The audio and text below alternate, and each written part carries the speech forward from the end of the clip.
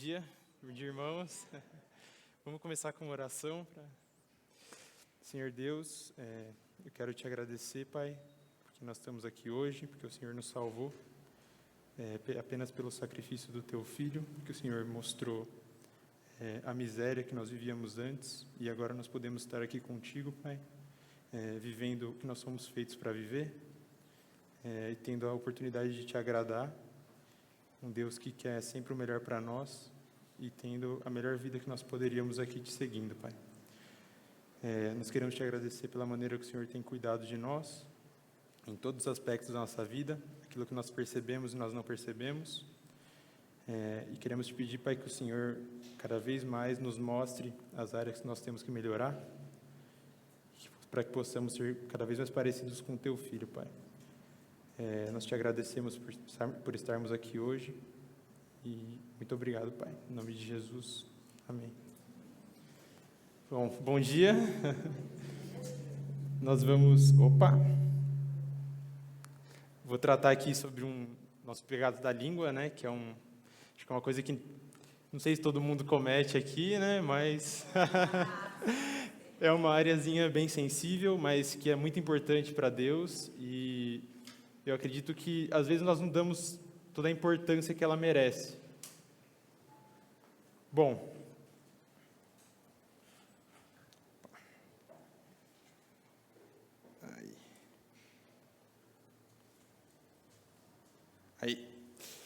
Bom, o que nós vamos tratar como pecado? O que é o pecado, né, na verdade? O pecado, ele é tudo que produz algo contra a vontade de Deus. Então, quando nós temos um pensamento, uma ação ou uma atitude que não agrada a Deus, nós estamos pecando, e isso pode acontecer em várias áreas da nossa vida, em vários aspectos, de várias maneiras. Então, sempre que essas três coisas são cumpridas, nós fazemos uma atitude, ou um pensamento, ou uma ação que não agrada a Deus, que vai contra a sua vontade, nós estamos pecando, independente de como nós estamos fazendo isso. E nós podemos, sim, usar nossa língua de maneira pecaminosa, de maneira que desagrade a Deus, que vá contra seus atributos. Então, nós corremos o risco, eu vou dar alguns exemplos agora no início, então, nós corremos o risco de usar a nossa língua contra a vontade de Deus, quando nós fofocamos, mentimos, fazemos críticas às pessoas, mesmo que verdadeiras, sem o objetivo de reconstruir essa pessoa, de trazê-la de volta para a verdade, quando nós falamos palavras grosseiras, insultamos, somos sarcásticos, nós zombamos, nós praticamos conversas imorais ou qualquer tipo de conversa que humilha a Deus, humilha alguém e não seja condizente com o padrão moral de Deus. Bom. Vou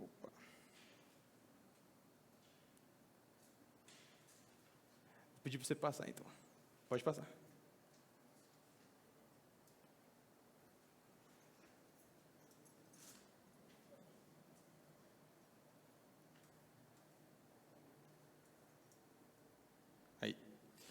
Tiago nos alerta fortemente sobre os perigos que nós temos de usar nossa língua, sobre os poderes que ela tem. Vamos ler aqui Tiago 3:2.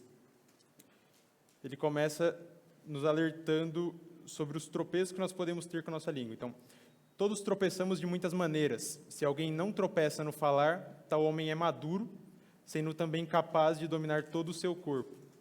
O tropeço que ele está falando aqui seria o pecado, um erro que nós cometemos. Então, cada vez que nós cometemos algum pecado com a nossa língua, nós pecamos com a nossa língua, nós estamos tropeçando no nosso falar. E aqui ele nos fala que a nossa língua ela é um medidor com relação à nossa maturidade. Quanto mais nós tropeçamos ou pecamos com a nossa língua, menos maduros nós somos. Então, buscar a santidade no nosso falar também é buscar maturidade espiritual. Então, quanto menos nós tropeçamos, mais maduros nós somos em todos os aspectos da nossa vida espiritual. E, além disso, ele também adiciona que, se alguém não tropeça no falar, tal homem é maduro, sendo capaz de dominar todo o seu corpo. A busca pela santidade no falar, ou pela maturidade no falar, ela também vai afetar outras áreas da nossa vida. Assim como alguma luta que nós temos, nós vamos vencendo, nós vamos desenvolvendo também algumas características ou alguns benefícios em outras áreas, como, por exemplo, o autocontrole. Se você luta contra a gula, por exemplo, e você desenvolve um autocontrole, você também vai desenvolver esse autocontrole em outras áreas da vida, como excesso de lazer, ou preguiça, ou coisas desse tipo. Então, quando nós dominamos a nossa língua, isso também vai afetar outras esferas da nossa vida. Por isso que também é de suma importância que a gente lute contra esse pecado, e também é muito proveitoso nós nos desenvolvermos nessa área. Em Tiago 3, 3-5, ele continua. Ora, se colocamos um freio na boca dos cavalos para que nos obedeçam, também lhes dirigimos o corpo inteiro. Observem igualmente os navios, que sendo tão grandes e impelidos por fortes ventos, são dirigidos por um pequeníssimo leme e levados para onde o piloto quer.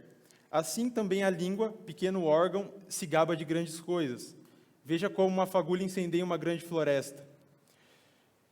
Ele está nos alertando que a língua, independente do seu tamanho, ela tem um grande poder na nossa vida. Então, nós podemos ver isso em todas as esferas da nossa vida, a maneira como nós afetamos as pessoas à nossa volta com o nosso falar. Uma palavra pode curar alguém, pode ajudar ela a se recuperar de algum problema, trazê-la de volta para Deus, da mesma maneira como pode destruir totalmente uma pessoa. Um comentário que você faz sobre alguma atitude de alguma pessoa ou algum desempenho da pessoa de maneira errada pode destruir ela totalmente e causar impactos imprescindíveis na vida da pessoa. Então, você pode derrubar a pessoa totalmente, você pode separar ela daquilo que você queria juntar, você pode afastar ela de Deus, dependendo da maneira como você fala. Então, é muito importante que nós saibamos o poder que a nossa língua tem e que nossas atitudes considerem isso quando nós falemos.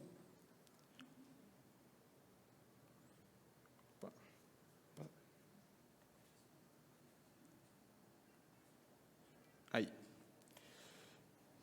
Depois, em Tiago 3:9, ele continua. Com ela, bendizemos o Senhor e Pai, também com ela amaldiçoamos pessoas, criadas à semelhança de Deus. De uma só boca procede bênção e maldição. Meus irmãos, isso não deveria ser assim.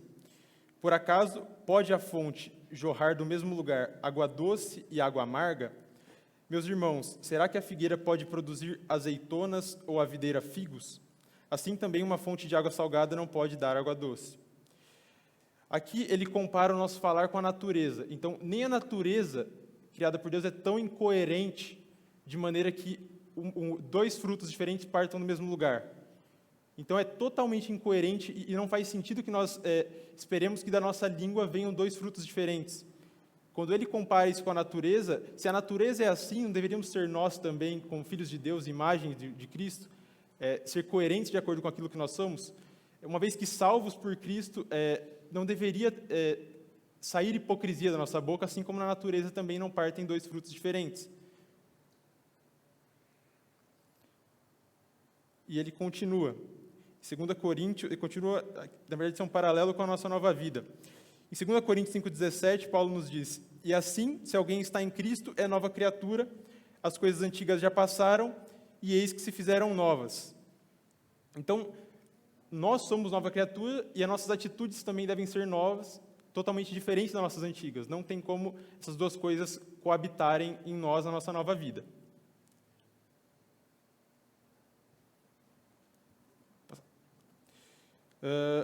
Paulo também, em Efésios, ele nos ajuda a traçar uma linha sobre como devem ser nossas conversas ou até onde nós devemos ir. Em Efésios 4:29, ele nos diz: Não saia da boca de vocês nenhuma palavra suja ou torpe, dependendo da versão, eu estou usando a NAA, mas unicamente a que for boa para edificação, conforme a necessidade, e assim transmita graça aos que ouvem. Então, ele é completamente taxativo no que ele faz. Ele fala: nenhuma palavra suja ou torpe deve sair da boca de vocês. É isso que nós temos que almejar. Deus, ele nos manda ser perfeitos. Eu vou falar disso um pouco mais para frente, mas o nosso alvo tem que ser a perfeição. E a perfeição inclui que nenhuma palavra suja ou torpe saia da nossa boca. Esse deve ser o foco do nosso falar e o que nós estamos buscando fazer, né? Então, qualquer conversa que cause destruição, qualquer palavra que destrua a pessoa que está ouvindo, que desonre a pessoa sobre a qual nós estamos falando, deve estar fora do nosso conversar. E isso está fora dos limites que Paulo estabelece e que Deus estabelece para nós.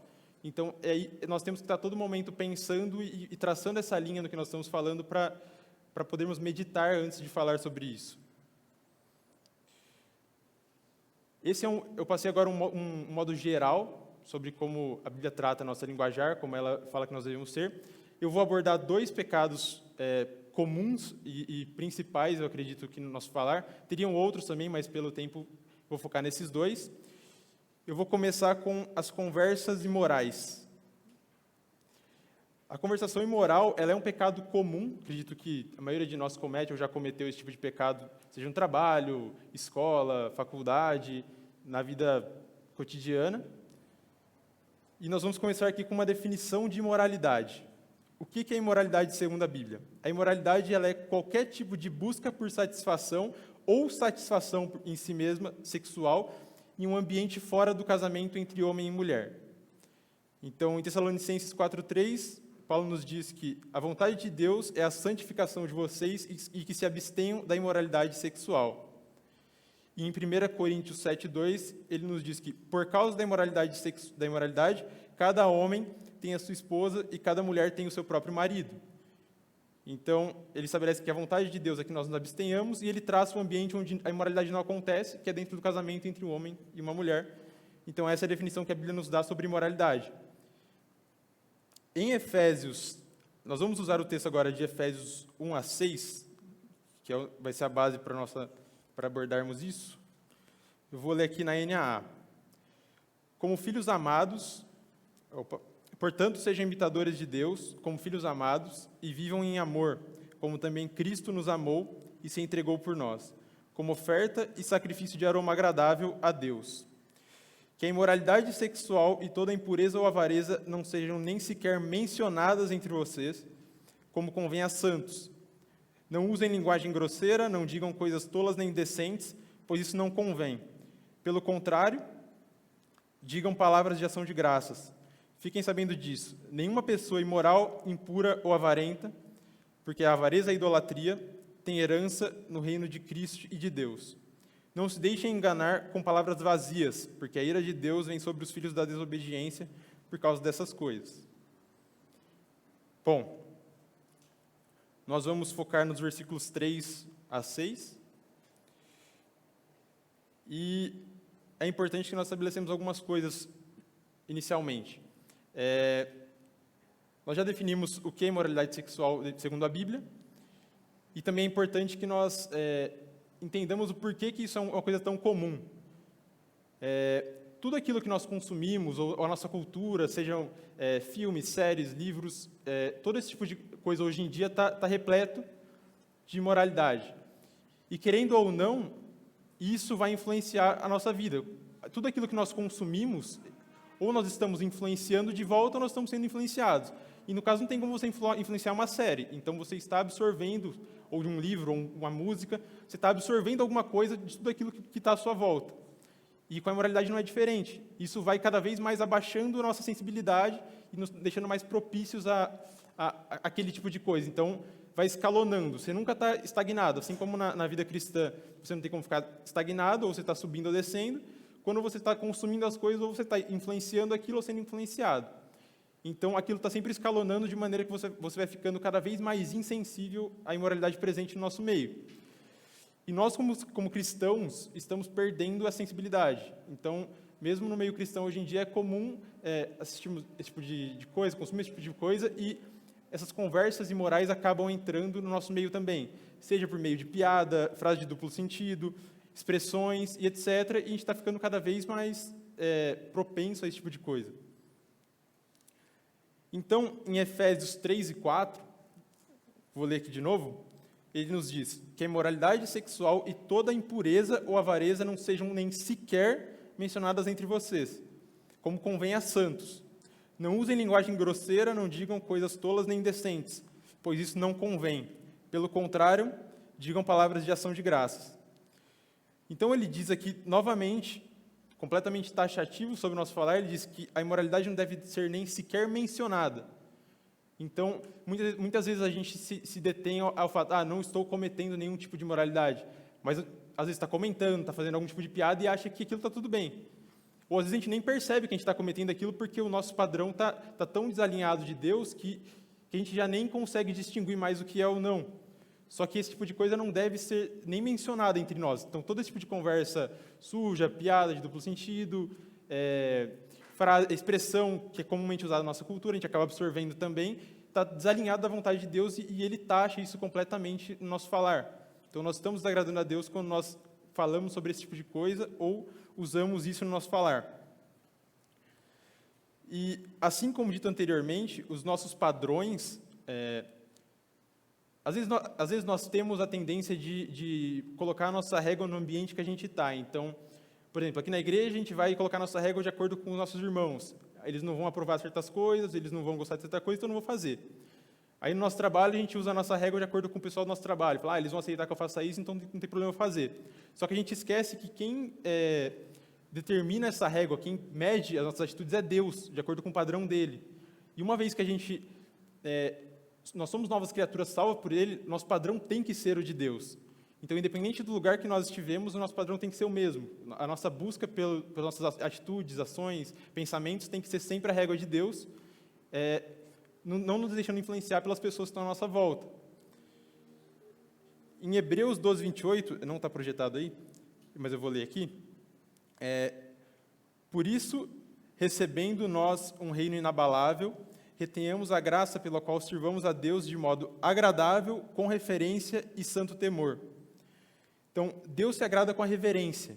O que é a reverência? É o respeito profundo a algo ou alguém, baseado nas virtudes ou qualidades que esse algo ou alguém possui. Então, como que nós adoramos a Deus com reverência? É respeitando a moral dele e seguindo as virtudes e as características que ele tem. Então, o nosso Deus é um Deus santo e puro. Não tem como nós adorarmos a Ele sendo impuros ou sendo imorais no nosso falar, assim como em todas as outras áreas da nossa vida. Então, não faz sentido nós queremos adorar a Deus mantendo conversas imorais no nosso dia a dia. São duas coisas que não conseguem conviver. Aí. Também nesses dois textos, ele faz dois apelos ao nosso falar. O primeiro é o apelo à santidade. Então, assim como está em 1 Pedro 2,5, nós somos sacerdócio santo, essa é a nossa posição diante de Deus. Então, o nosso alvo deve ser que nossa vida seja como a nossa posição diante de Deus. Devemos oferecer sacrifícios espirituais agradáveis a Deus, e isso inclui sermos santos em nosso falar. Isso é uma das áreas que nós devemos agradar a Deus. E assim, quando nós somos chamados a fazer sacrifício a Deus com a nossa vida, nós somos chamados a sermos santos em todas as nossas áreas. Então, não existe aquela área que eu olho e falo, aqui tudo bem, eu não preciso agradar a Deus, e o falar está dentro de todas as áreas. E em Efésios 5,4, ele faz um apelo à nossa decência. O que é a decência? É a conformidade com os padrões morais e éticos de Deus. Então, palavras grosseiras, vazias ou indecentes não se encaixam no padrão de Deus para o nosso falar. Esse é um outro ponto que a gente tem que estar sempre se policiando para deixar fora daquilo que a gente fala.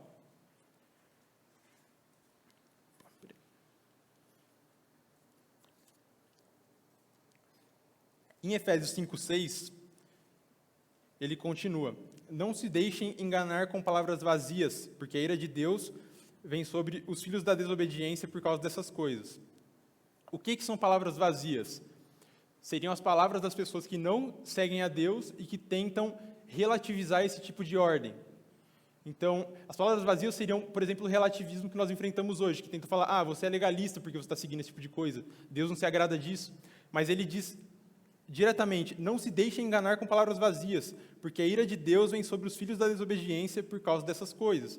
Então, Deus se ira contra todas as pessoas que desobedecem a palavra dele, no caso aqui ele está falando sobre o nosso falar, sobre as conversas imorais, e ele está nos alertando para que nós não sejamos enganados, levados por essas pessoas a relativizar também esse tipo de comportamento. Então, esse tipo de desobediência resulta na ira de Deus, ele separa esse trecho para falar exclusivamente disso, então, assim, ele nos fala que odeia todo pecado, mas ele separa um trecho para falar sobre isso, então é de suma importância para ele que nós nos abstenhamos disso. E em Tiago 4,4, não está projetado aí também, mas eu vou ler, ele diz, gente infiel, não sabem que a amizade do mundo é inimizade contra Deus? Aquele, pois, que quiser ser amigo do mundo se torna inimigo de Deus. Então, todas as pessoas que relativizam ou que vão contra esses ensinamentos de Deus, eles são amigos do mundo, eles seguem o mundo, são fiéis ao mundo. E uma vez que nós acreditamos no que eles falam, nós também estamos mostrando que a nossa fidelidade maior é para com o mundo e não para com Deus. E isso exclusivamente nos tira de Deus. Nós não conseguimos agradar dois senhores, tanto o mundo quanto Deus. Nós temos que escolher um. E quando nós escolhemos seguir a Deus, isso inclui acreditar e obedecer todos os mandamentos que Ele nos dá. Nós não podemos separar aquilo que nós queremos seguir ou não. Isso só mostra que nós estamos ainda propensos a seguir o mundo, com o nosso coração no mundo. Pode passar?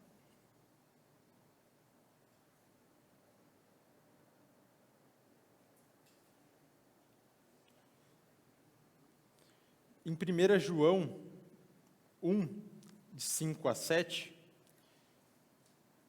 ele nos diz: a mensagem que dele ouvimos e que anunciamos a vocês é esta: Deus é luz e nele não há treva alguma. Se dissermos que mantemos comunhão com ele e andamos nas trevas, mentimos e não praticamos a verdade. Se andarmos na luz, como ele está na luz, mantemos comunhão uns com os outros, e o sangue de Jesus, seu Filho, nos purifica de todo pecado. Então, é impossível que nós andemos nas trevas, ou seja, que nós continuamos cometendo pecado no nosso falar e andarmos com Deus. Se nós falamos que estamos andando com Ele, mas a gente continua relativizando essas áreas do nosso dia a dia, separando isso da nossa vida, falando, aqui nesse momento eu não me importo tanto com o que Deus pensa. Ou então, esse tipo de coisa acho que não tem problema falar só um pouquinho. Nós não estamos andando com Deus porque nós estamos amando mais a nossa velha natureza do que a Deus. Nossa comunhão com Deus é interrompida uma vez que nós decidimos manter nossas velhas práticas, ao invés de nos tornarmos novas criaturas e seguirmos a Deus completamente. As nossas atitudes elas devem espelhar a nova criatura que nós somos, assim como eu já disse. Então, não tem como as duas coisas existirem no mesmo lugar, assim como trevas e luz não podem existir no mesmo lugar. Pode passar. Aí. Então, as conversas imorais, além de tudo, elas enfraquecem a nossa resistência contra a imoralidade propriamente dita. E quando alimentamos verbalmente nossos desejos pecaminosos, desenvolvemos uma ingratidão pelo que temos nessa área. Então, essas conversas imorais, por mais que às vezes elas possam parecer uma coisa inofensiva, elas vão escalando e vão, como eu disse, diminuindo a nossa sensibilidade até o ponto em que vão quebrando a nossa resistência contra a imoralidade propriamente dita. E, além disso, ela vai desenvolvendo uma ingratidão no nosso coração pelo que nós temos nessa área. Todo pecado, ele vem da ingratidão. Seja ingratidão de que Deus fez por nós, ou ingratidão de que, naquela área, o que Ele tem para nós não é bom, não é suficiente, eu preciso de mais. E nós vamos cada vez mais nos afundando em ingratidão à medida que nós vamos praticando essas atitudes, né? Coisas pecaminosas. Por mais que no começo pareça pequeno, vai sempre escalando e para uma coisa maior, para que o nosso desejo seja sempre satisfeito, ou pelo menos que nós buscamos satisfação para o nosso desejo, porque ele vai sempre buscando mais. Nunca vai ficar estagnado e nunca vai ficar satisfeito, porque Deus é o único que pode nos satisfazer e que pode despertar nossa gratidão real para com Ele. Mas, por outro lado, a pureza preserva nossas vidas livres para que possamos conhecer, proclamar a grandeza de Deus, para que possamos ser gratos a Ele pelo que de fato vale a pena aqui nessa vida.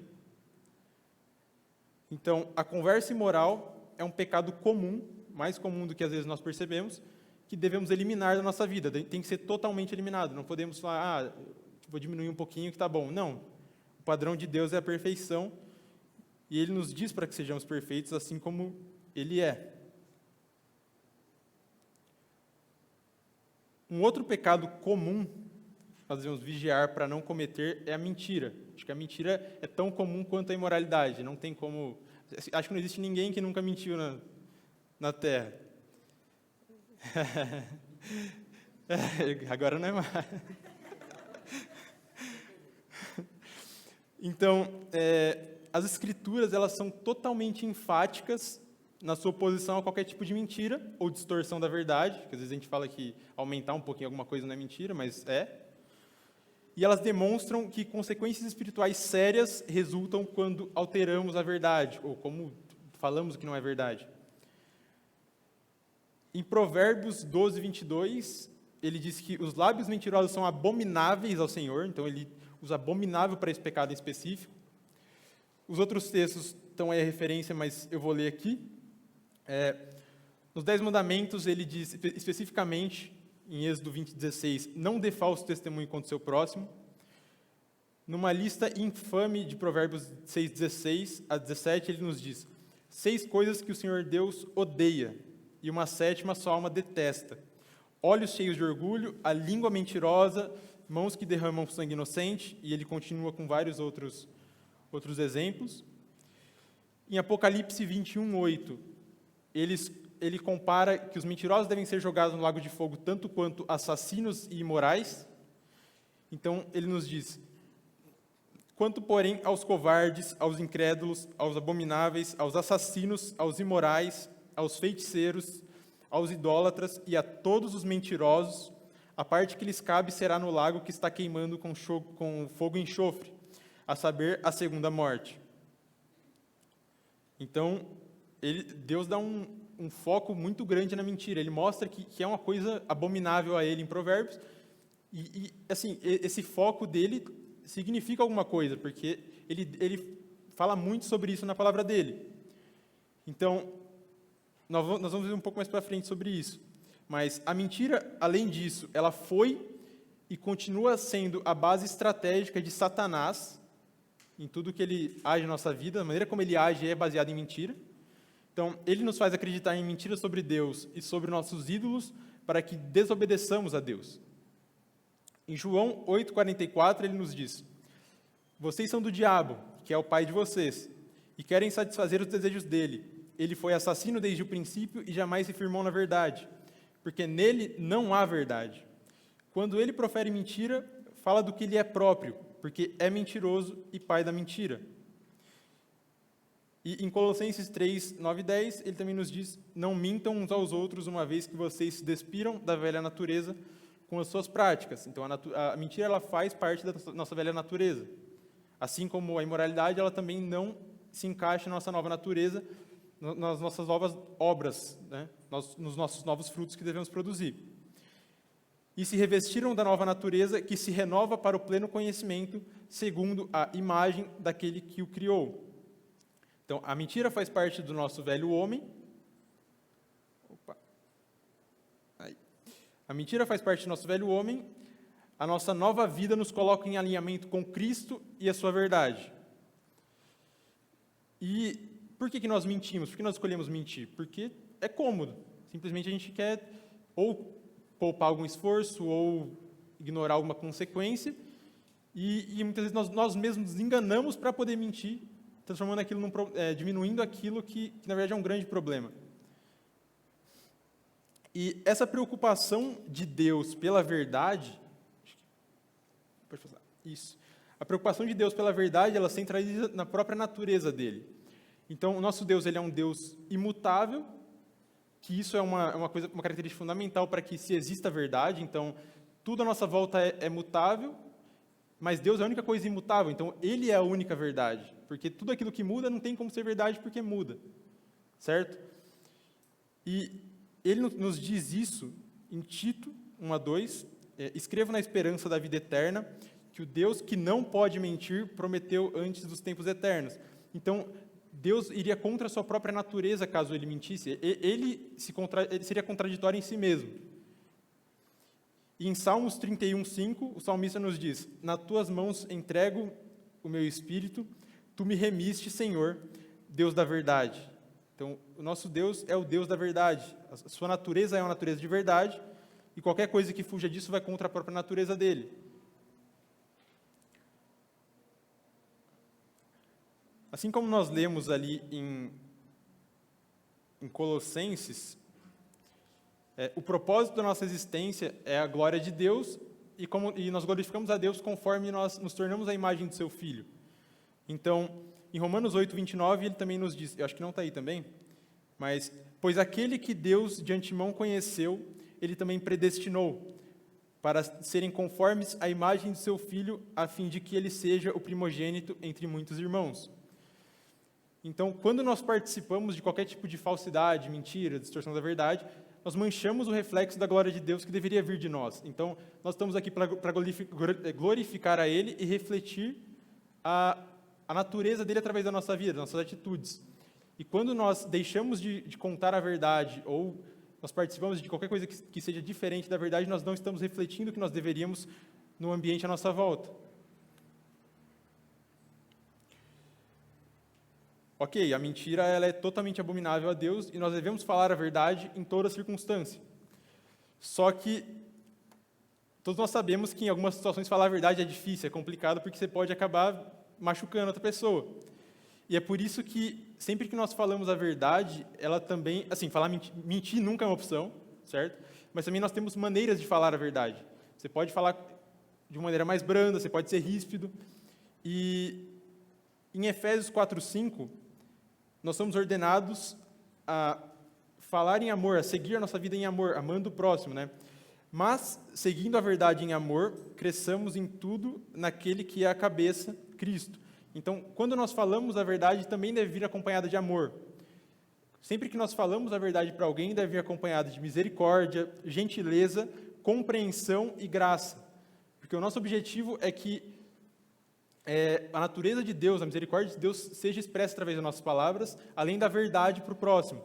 Porque não tem virtude nenhuma em você falar a verdade para alguém, mas destruir essa pessoa completamente. Você não demonstrar a misericórdia e a graça de Deus através de suas palavras. Você vai estar falando a verdade, ok, mas você vai estar pecando por não estar falando em amor. Então não tem virtude quando essas coisas andam separadas.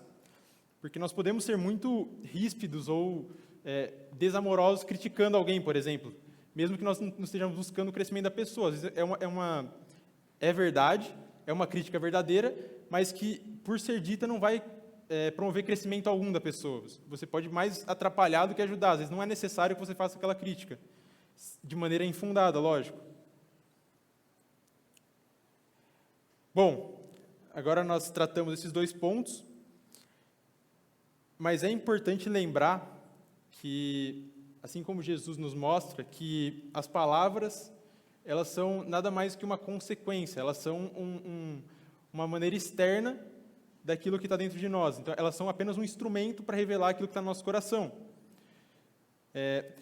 Jesus nos mostra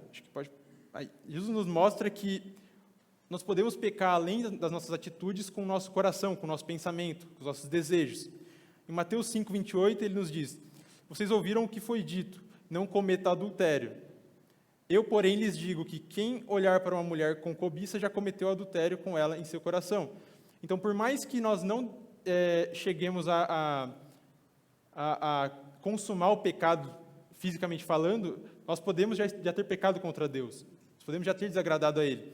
E com as palavras é a mesma coisa. Em Mateus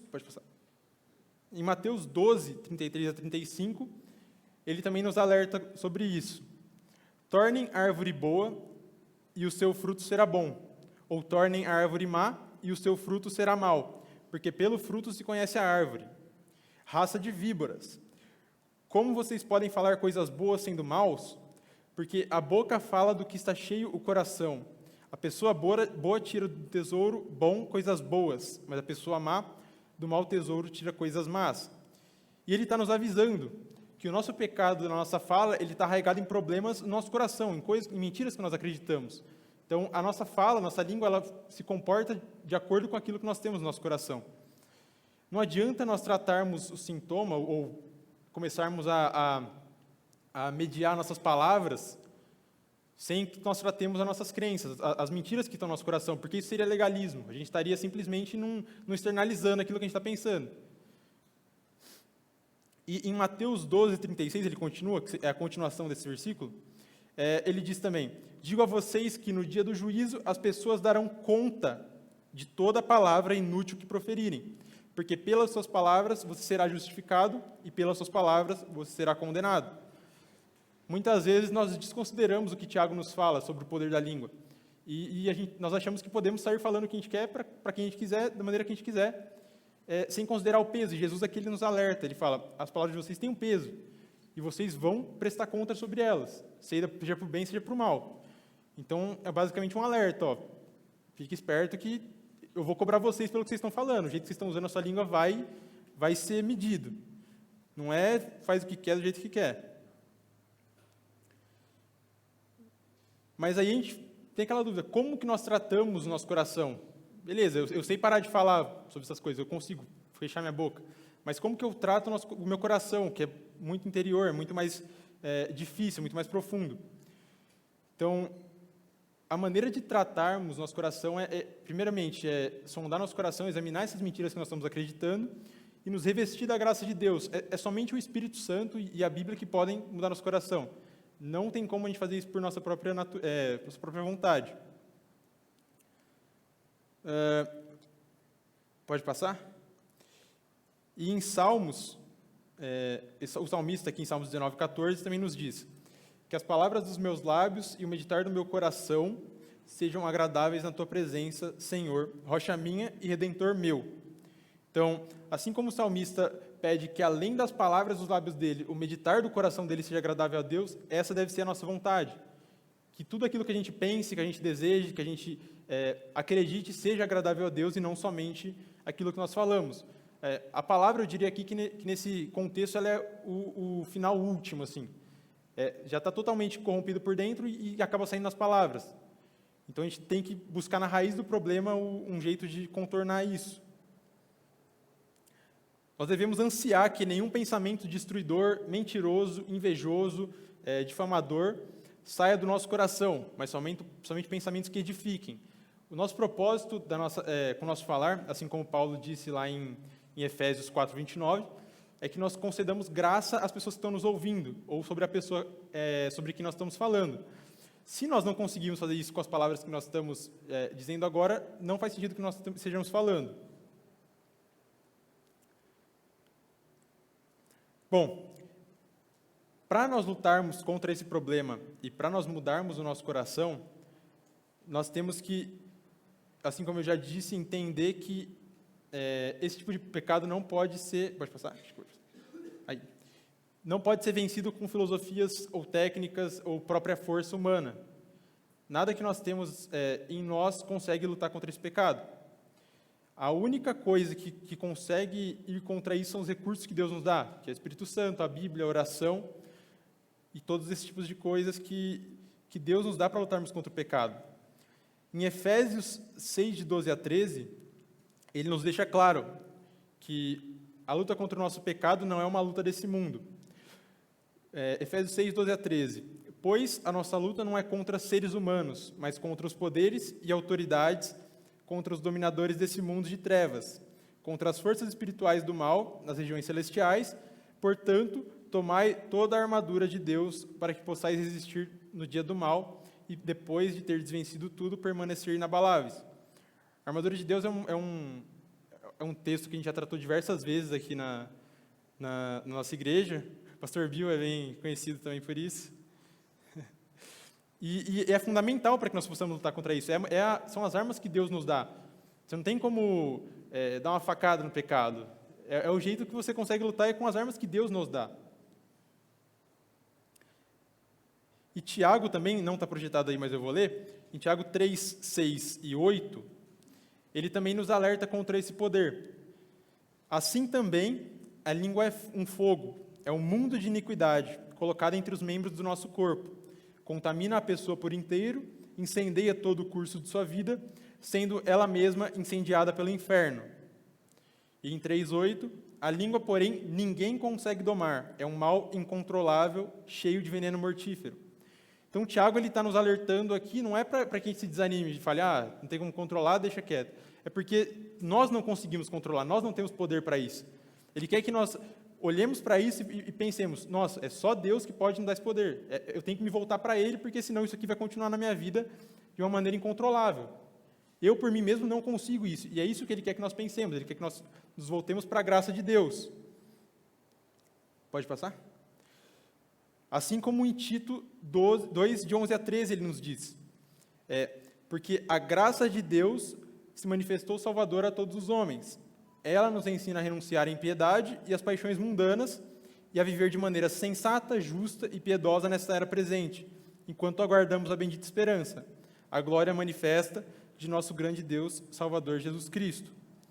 Então, é a graça de Deus, é o poder de Deus que Ele nos dá para lutarmos contra o pecado, que nos capacita a renunciar às paixões mundanas.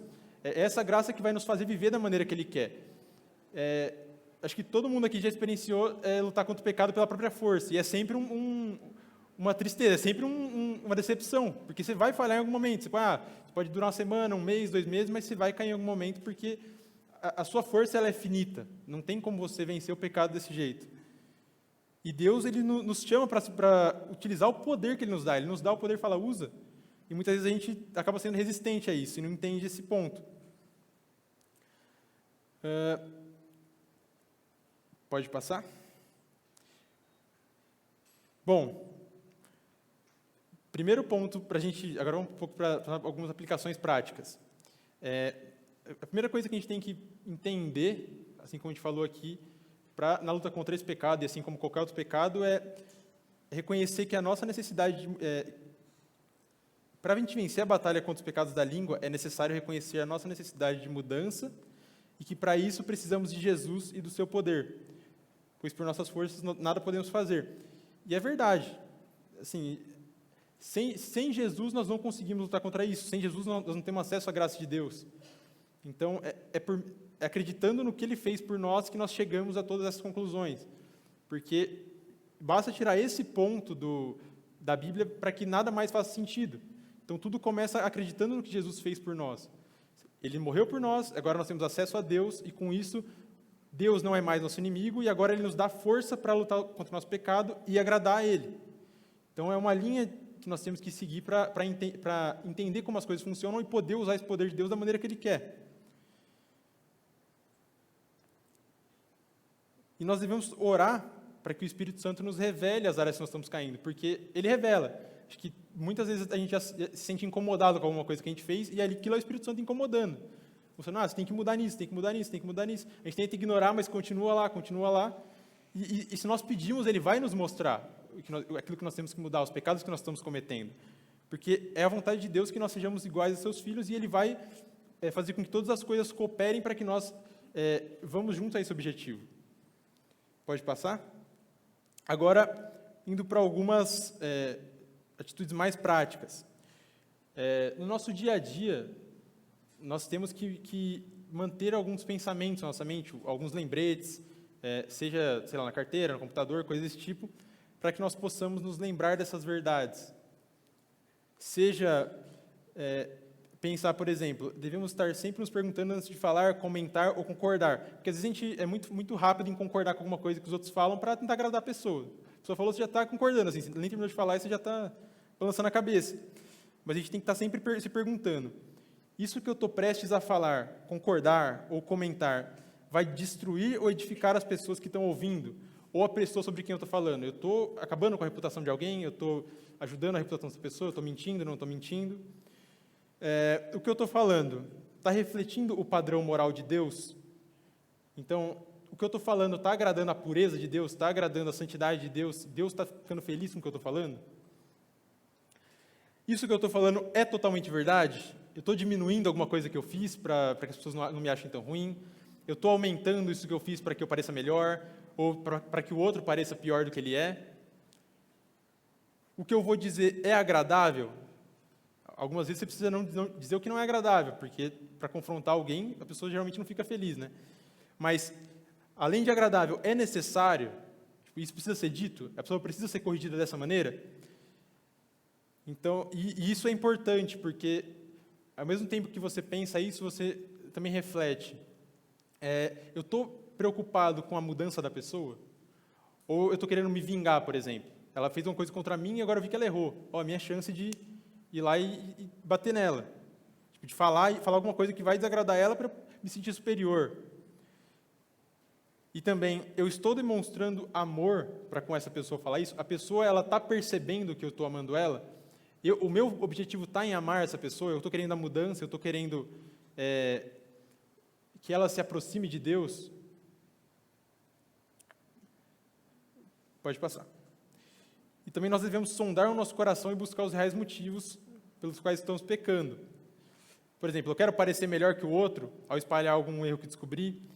Eu quero me livrar de alguma consequência com essa mentira? Ou eu estou me enganando e mentindo, falando que eu estou mentindo para ajudar o próximo? Porque muitas vezes a gente se engana também, fala, eu estou mentindo por uma causa nobre.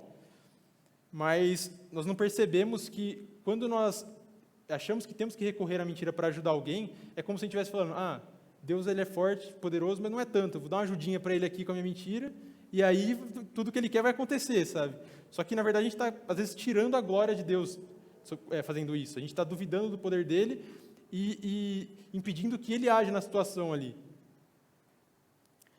E também, eu quero me vingar ou diminuir a outra pessoa ou fazer críticas desnecessárias? Assim, nós temos que corrigir, que exortar os nossos irmãos, mas existe um momento certo, existe uma maneira certa que nós devemos nos preocupar, e nós temos que falar isso com amor.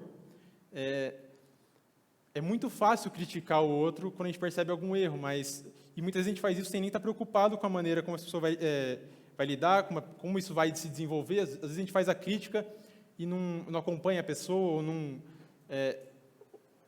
mostra a graça do Evangelho também, porque assim, a crítica ela tem que vir junto com o processo, né? A gente tem que se dispor a ajudar a pessoa, não é só lançar e deixar quieto. Pode passar. E uma boa maneira de a gente se avaliar nessa área, além de a gente se perguntar, se sondar, é perguntando para pessoas à nossa volta, porque a fala ela é externa, e às vezes nosso padrão está desalinhado com o que nós devemos seguir. E as pessoas à nossa volta são nossos irmãos em Cristo, nossa família, são ferramentas que Deus coloca na nossa vida para poder nos trazer de volta para Ele.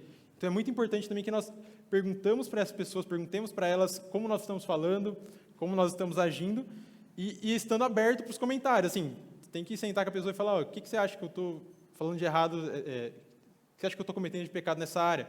E deixar a pessoa falar, escutar. Às vezes, pode ser que a pessoa fale uma coisa que não é verdade, mas ali não é o momento para isso. A gente tem que estar sempre falando, isso é verdade, estou fazendo isso mesmo. Nossa, Deus, me desculpa, como que eu posso mudar nisso? E essa pessoa, isso é uma atitude que ajuda, né? Porque às vezes ouvir de outra pessoa é uma coisa que influencia a maneira como nós nos enxergamos. Então, uma tarefa, assim, para essa área seria, pergunte a uma ou mais pessoas próximas a você como ela vê a maneira que você tem falado, os assuntos sobre os quais você tem falado, e se ela vê que você está agradando ou não a Deus nesses pontos, e em quais pontos ela acha que você está pecando contra Ele. E por fim, pode passar? Uma língua verdadeiramente transformada, ela pronuncia palavras úteis, construtivas, benéficas e palavras que refletem a alegria da gratidão e do louvor a Deus. Então, as nossas palavras, a palavra de uma pessoa que está verdadeiramente transformada, de uma nova criatura, ela vai sempre guiar a pessoa que está ouvindo para a graça de Deus e para as características de Deus. Você vai sempre refletir a glória de Deus e a misericórdia dele através das nossas vidas, mais especificamente das nossas palavras. Vamos orar? Senhor Deus, eu quero te agradecer porque o Senhor nos salvou, nos deu a Bíblia, Pai, que é a Tua palavra, que é a Tua vontade revelada a nós, para que nós possamos entender a maneira como nós devemos viver nesse mundo, a maneira pela qual o Senhor quer que nós te louvemos, Pai. Nós queremos te pedir também para que o Senhor nos mostre que a nosso falar ele é tão importante para Ti, Pai, como todas as outras áreas que são pecaminosas, que nós possamos estar com o Senhor sempre em mente, no nosso dia a dia, nosso trabalho, faculdade, escola, nossas casas, Pai, sempre preocupados com a maneira como nós estamos usando a nossa língua para as pessoas à nossa volta, para Te louvar, e que nós estejamos sempre focados em voltar para a Tua palavra, Pai, voltar para a Tua moral, para as Tuas características, e balizarmos nossa régua de acordo com a Tua moral, Pai. Quero te pedir que o Senhor nos dê força e nos ajude a mudar, Pai, porque sozinhos nós não conseguimos, que nós possamos usar a Tua graça e o Teu Espírito para que a Tua vontade na nossa vida seja cumprida, Pai. Que o Senhor nos mostre a nossa fraqueza em nós mesmos, mas a força que nós temos em Ti, Pai. Quero te pedir para que o Senhor nos ajude a botar isso em prática daqui para frente e nos tornarmos cada dia mais parecidos com Teu Filho, Pai. Em nome de Jesus, amém.